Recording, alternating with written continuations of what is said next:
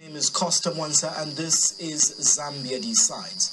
In under 30 days, you will be going to the polls to cast your secret vote in that booth. And ultimately, the innovation or the basis of this program is to help you, the voter, make that ultimate informed decision as to why you will be marking that X against a particular candidate. My guest tonight is one that many of his sympathizers, including the many that are endorsing him, believe is the leader who can transition Zambia in this golden jubilee year to another level of generational change in terms of leadership, and will probably be the one to emancipate Zambia from its economic woes. UPND leader Hakainde Hichilema talks to me for the next 1 hour on Zambia Decides. Mr. President, good evening, and it's a pleasure to host you once again, and welcome back from traversing the country. Good evening, Costa, and good evening, viewers. I'm very pleased to be here once more after an elaborate tour we called Zambia United. Very successful tour, Costa, I must say. Before we get into the gist of our discussion, a quick summary about the areas you visited and what you have found, and basically what is touching you when you visit these areas. I think, Costa, that's a very important question you've asked. Our visit, by the way, our Zambia United tour took us into Central Province, took us into Muchinga Province, basically the whole of Muchinga, all the districts of Muchinga, we were there. It took us into the Northern Province, all the districts of the Northern Province, took us into Luapula Province, all the districts of Luapula Province.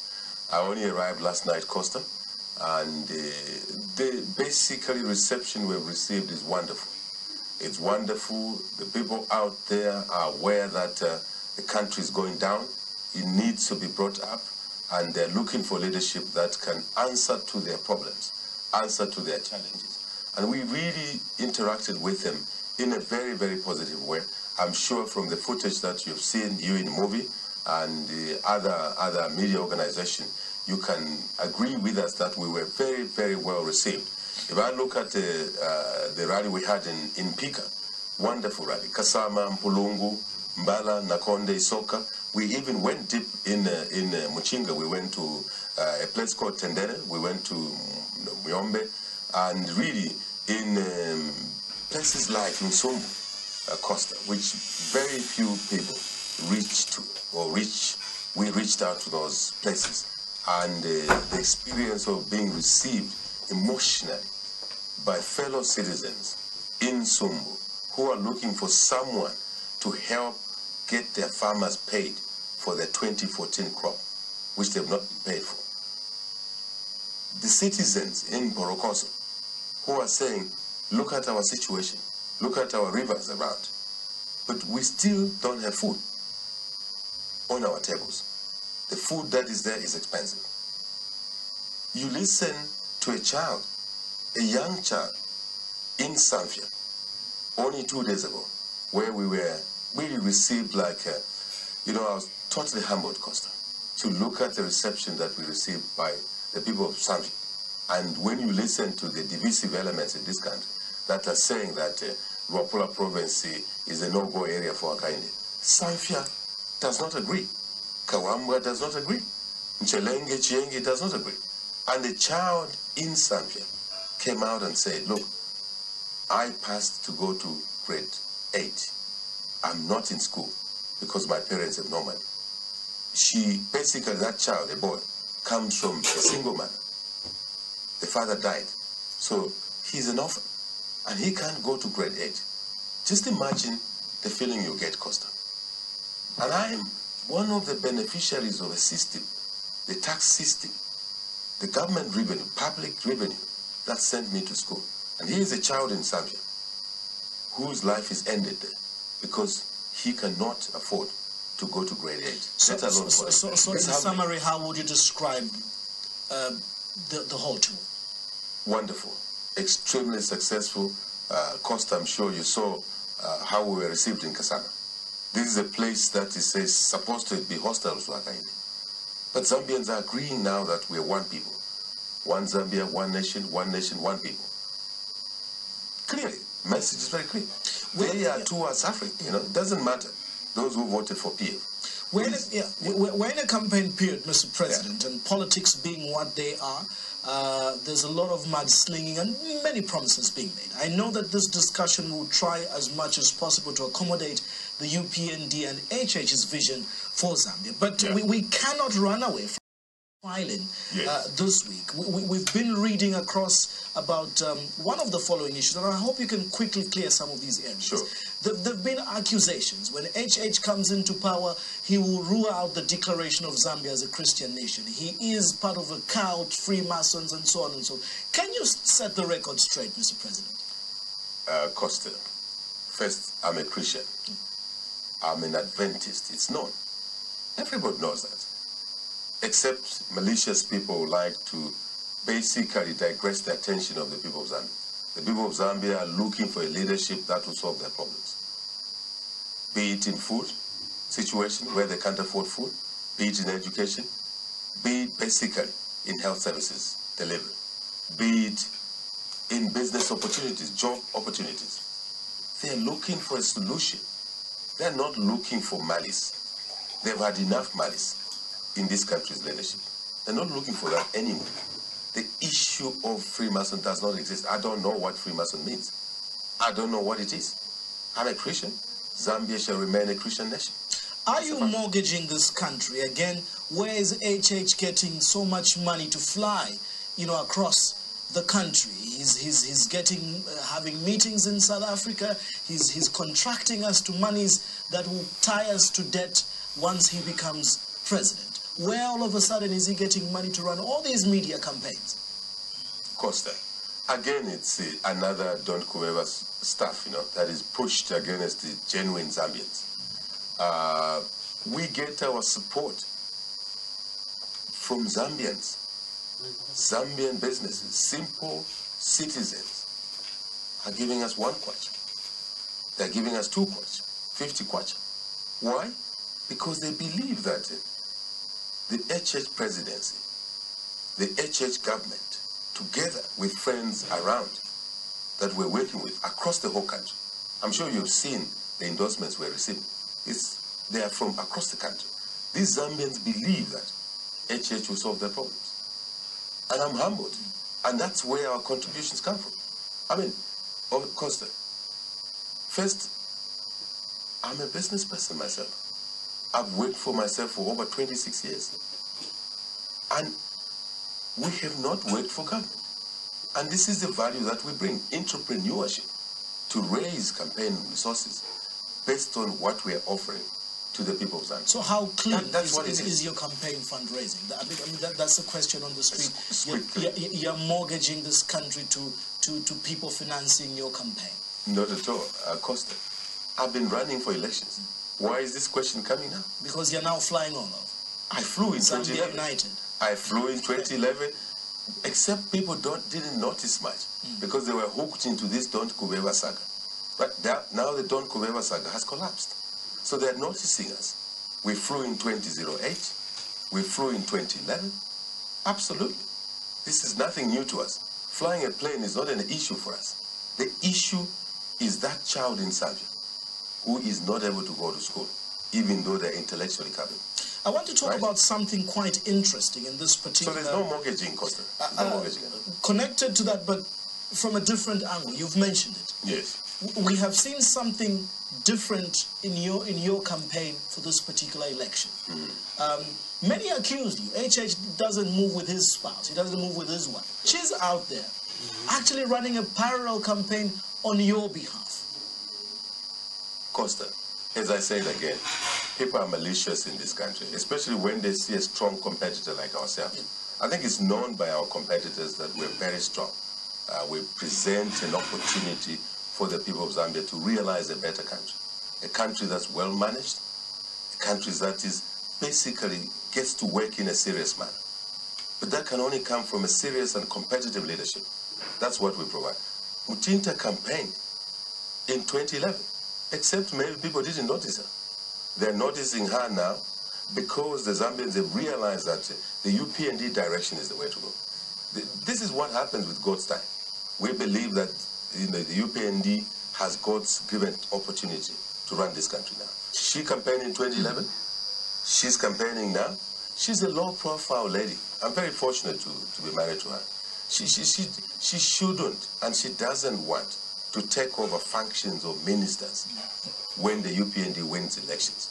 With God's hand, courtesy of the people of Zambia, she will not perform those functions that appear to be competing with ministers. One of the things that we have seen, you mentioned earlier, is this endorsement of HH and the UPND. I don't know if it's endorsing HH or it's endorsing the UPND. But what may be termed some political bigwigs? You've just come out of Luapula Katele Kalumba and his Maureen Mwanawasa, VJ endorsing you. More chiefs. What does this mean to you? What are you telling them? Acceptance. Costa, a humbling acceptance that Zambians finally have reached a conclusion that the direction for this country is the direction that we are offering. Basically, it means that we've achieved commonality, common interest between the needs of the people of Zambia. As I said, in education, in health, services delivery, in food production, Costa, to make food available and affordable to people, but more so in economic advancement, in business development.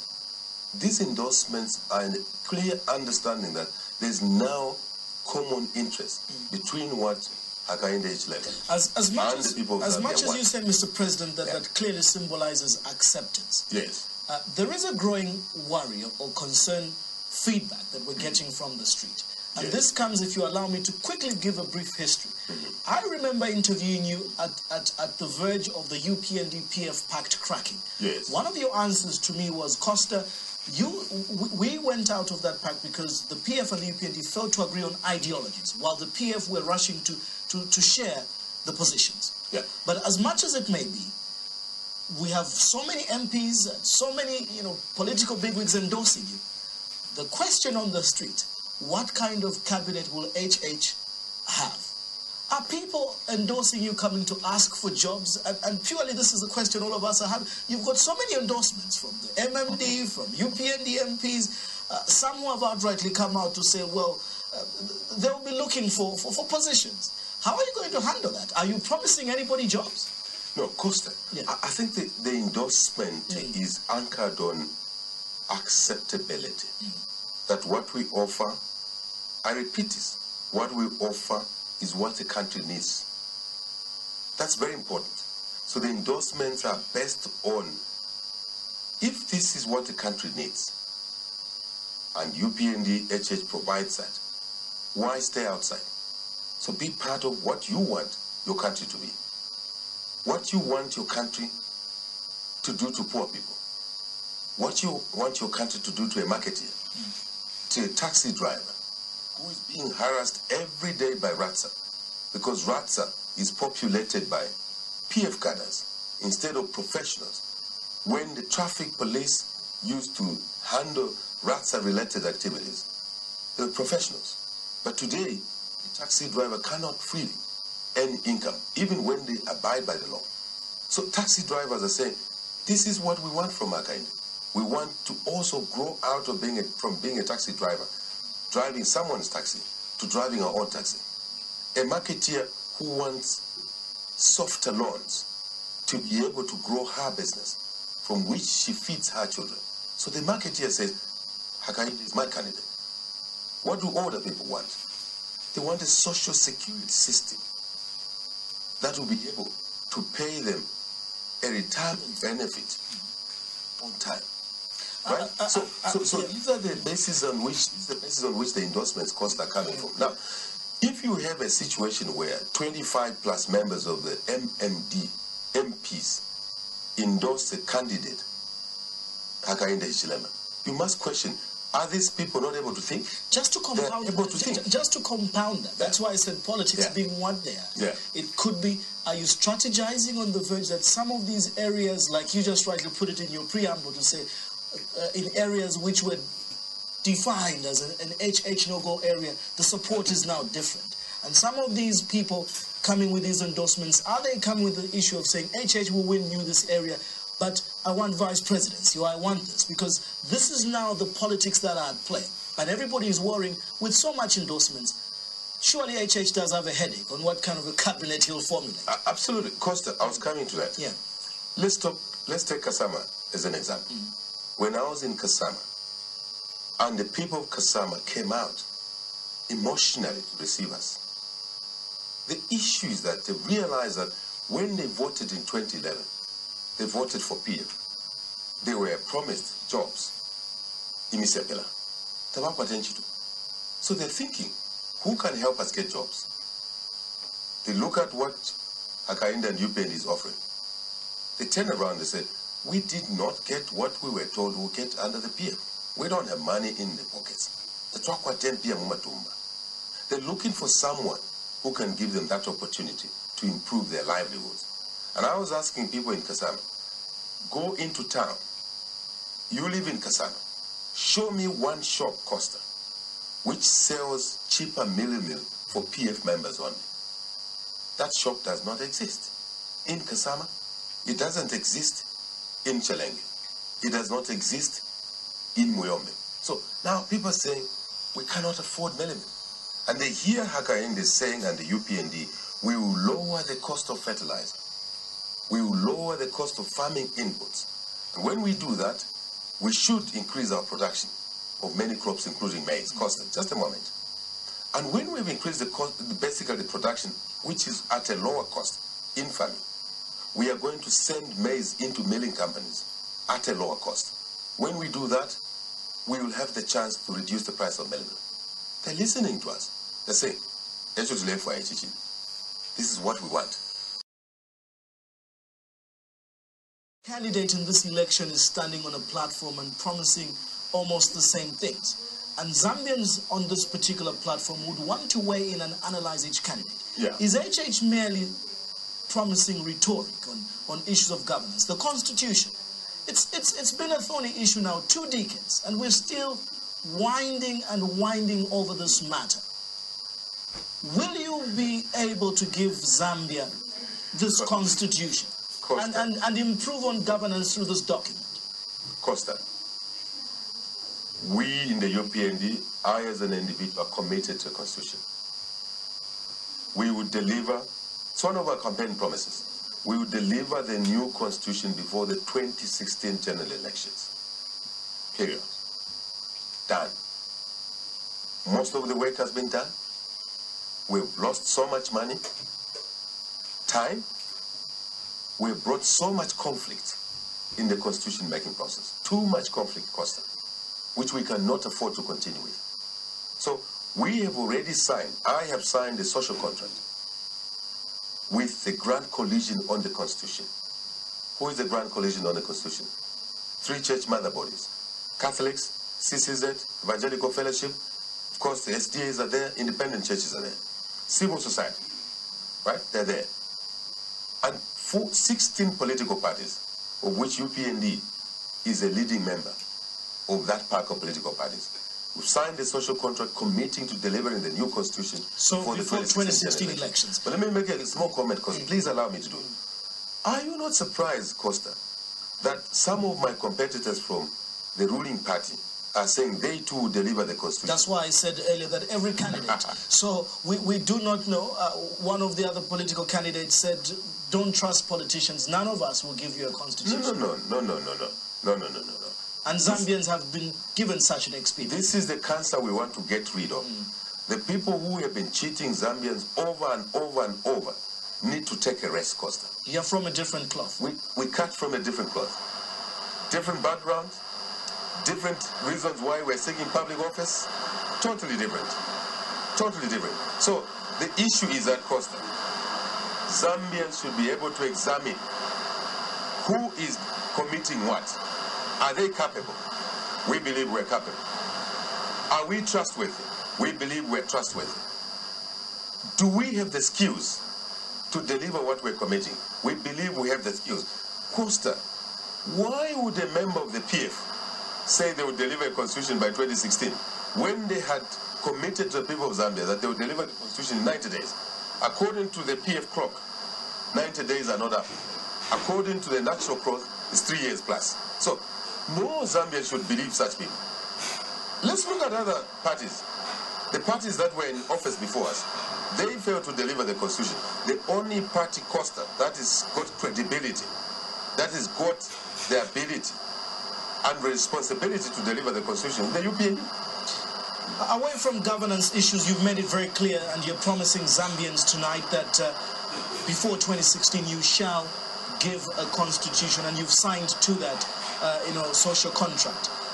Yes. The cost of living, I think a painful issue with every citizen of this country.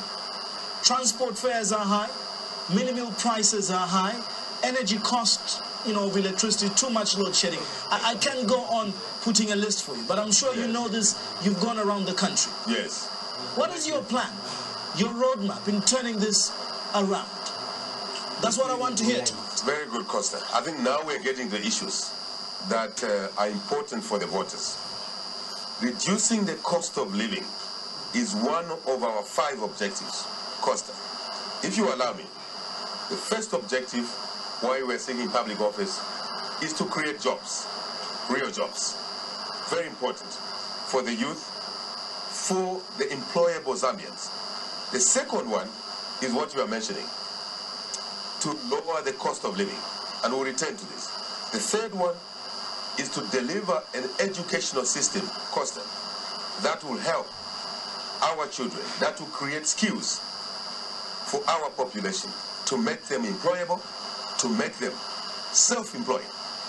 Number 4 is to basically deliver a healthcare system that takes care of our sick. Number 5 is to grow more food by supporting farmers. These are the 5 broad objectives. Now, cost of living is too high, Costa. We would like to reduce the cost of living, which together will help reduce the cost of doing business, cost of production. How are we going to do this?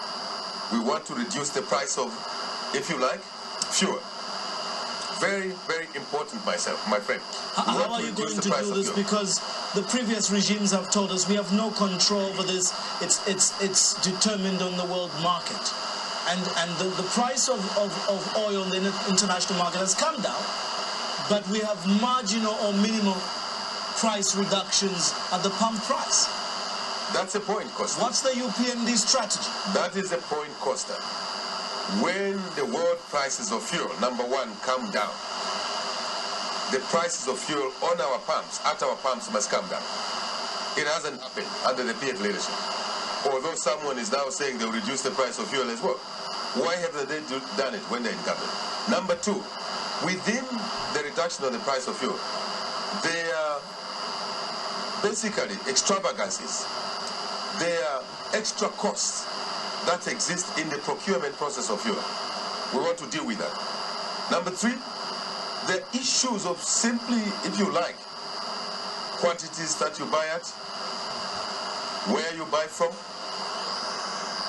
are you corrupt-free in purchasing fuel so that you can reduce the extra loading to take care of corruption that is associated with the procurement fuel? Further, what is the tax system? What are the taxes that apply to the fuel? We will look at a menu all of this, ultimately reduce the cost of fuel. Do you think the state of the PF and their Link 8000 and the PAVE 400 projects are good in one way, but people won't eat roads and so on and so forth? If that being a building block, how do you carry on so that it brings viability for this economy? Costa, road projects, schools, Costa, universities, and other things. Costa, we're getting into business now, and that's important. The issue here is that you cannot just build roads without paying attention to health, without paying attention to education, because you need the skills to run the economy, without paying attention to agriculture, without paying attention to commerce and industry. What is the banking sector situation? What are the interest rates? Are they too high? If they're too high, businesses won't borrow. If the businesses won't borrow, the businesses won't expand. If businesses don't expand, they will not create jobs. Simple. they will also not pay their due taxes sufficient enough to invest in, say, social safety nets. The sick, the weak, the widows. This is how the economy is interwoven, Costa. This is what is lacking in the current government. You can't just focus on roads alone, because if a driver hasn't eaten and they're driving on a nice road, muchinyanja timakamba azakusila driver pamusebo because alinanjala is hungry, is going to cause an accident. So a good road may become a negative. So what you need is a mix of these programs. But that mix only comes about if you understand how the economy works. The PF candidate was here yesterday. They believe that putting good roads reduces the cost of living because one will travel faster and reduce the time in doing business. Let me not critique the PF candidate, but it's fair to say that I hope he understands that if you have a good road and the cost of fuel is high, the cost of doing business still remains high. I hope he understands that. If you have a good road, and the good road was not chosen based on economic priorities, it means that the investment you have made on that good road may take 30 years to give you a payback. Will you continue on the roads, as you've described, building on the good blocks? Costa, my friend, the economy is an interwoven package. I keep saying that. You cannot say, I built a road to this destination, and that will help the economy. That is too simplistic. You cannot run a country as a chief executive when you think like that. To run the country as president, as chief executive, you need a bit more deeper understanding, a bit more complicated thinking is required, not simplistic thinking. And I'm not attacking anybody. You've seen in our campaign, we're not attacking anybody. We're attacking the policies. We're attacking the policies that are not helping the country grow. So really, the issue here is that you need roads. But the important thing is to make sure that you select the roads that are first in priority one. What is priority one? The most economic roads that will lead you into a farming area, into a mining area, into a tourism area. Costa. Into a tourism area. Once you do that, you're going to trigger tourism development. You're going to trigger farming. You're going to trigger commercial activity. And that is what will allow you to generate money to fund more roads. That may be in category 2. For the sake of time, allow me to get into mining. Yeah. Because you've mentioned complex thinking that is needed for a CEO. Absolutely. But I put this blame on all 14 million Zambians, that 50 years after independence, we're still crying and complaining. God, why did you bless us with copper? Why did you bless us with minerals which we cannot tax effectively? What is wrong with us Zambians? Costa, your question makes me feel sad, because you're touching on the core of our desire to seek public office, our desire for public office. Why is it that God, who favored so much with water, I'm talking about basically clean water, I'm talking about water which has no salt in it. The two are different. With land, as I was flying over Luapula Muchinga, Costa, when you look down, I was telling my colleagues, what are you seeing there? They're saying, oh, we're seeing water, we're seeing grass, we're seeing soil. I said, I'm seeing money down there. That's what I'm seeing. And why should the people of Nchelenge have no sufficient food when they're sitting on Lake Mweru on this side? They're sitting not far off Lake Tanganyika, not far off Mweru Wanchipa, Luapula River. What is going on in this country? The issue is that this country is so rich, Costa.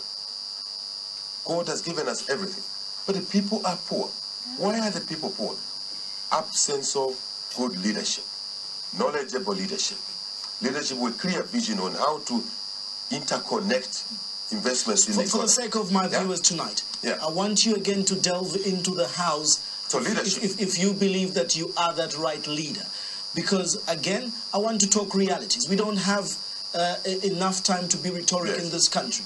If on the 20th of January you're elected, the miners will tell you, the PF have left you a budget which has proposed tax measures which we feel are going to make us pull out. We don't want these tax measures that the PF introduced. And he is sitting in that table as head of state. What's the way forward to safeguard and sustain viable mining in this country? Costa, that's exactly what I've been saying here. Remember I said one of our main objectives is to create jobs. To create jobs, we need businesses to survive. Just to keep the current jobs, we need businesses to survive. In order to create jobs, we need businesses to grow. For businesses to grow, we need a tax system that understands that if you are a dairy farmer, you cannot milk your cow until blood comes out. Because when you do that, your cow will die. When the cow dies, you will not have milk anymore. This is a similar analog on the mining or other businesses. Our job will be to support business sustenance, to support businesses to grow through our measures, including the tax system. That will ensure we offer a balanced tax system that allows businesses to continue. Do you support the tax measures introduced by the PF in the mining sector? Are we getting enough from the mines? We don't. Listen, Costa, my friend, the issue is that if you understand the concept of supporting business, which will create jobs for you, you don't kill the business. So your tax measures must not kill the business. Sebo Zinc is on care and maintenance in Kabwe. Other businesses will go under. West Steel Costa, you have businesses, large businesses, that intended to invest $1 billion into a smelter. And they've not invested that money because the PF government has put measures that make the $1 billion smelter investment not viable. Our job, my job after the 20th of January, God's favor, courtesy of the people of Zambia who vote, is to dismantle, is to clear the hurdles that are restricting those investments. So what tax measures will you bring about? Fair, balanced. These being windfall, variable, royalty? Costa, if you understand how the economy works, the name you call it doesn't matter. It is generating fair revenue so that we can generate income, treasury income, to support health, to support education, to support farming, to support other economic sectors. Let me also add in, I want your take on this thorny issue of VAT refund, ballot paper. Why should they mark an X against your name? Looking at them because Hakainde and the UPND and other Zambians that are working with us, those coming from MMD, those coming from ADD, those coming from the general life, Zambians understand that we will deal with the challenges, we will solve their problems. Number one, job creation. Youth have no jobs. One of the issues, I want not to miss the opportunity here, Costa, is that we will reduce the retirement age from 65 to 55. Get people to retire when they still have energy, pay them their retirement benefits, and then they will leave space for the younger people, the youth, to get jobs. At 55, they retire, a crop of younger people come through. Very important. Also, we'll lift the wage freeze so that we can help workers to negotiate through their representatives, unions, for better pay, conditions of it. That's what happens in a democracy. What's going on now is a dictatorship. You can't sell labor for which you don't negotiate the remuneration. That's wrong.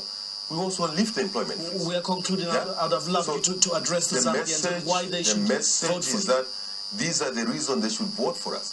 If you are a nurse, you must know that as a public worker, we want you to have better conditions of service. That's why we want to reinstate all the nurses that were removed. We deliver the constitution, which the people of Zambia have been fighting for. What else are we going to do, Costa?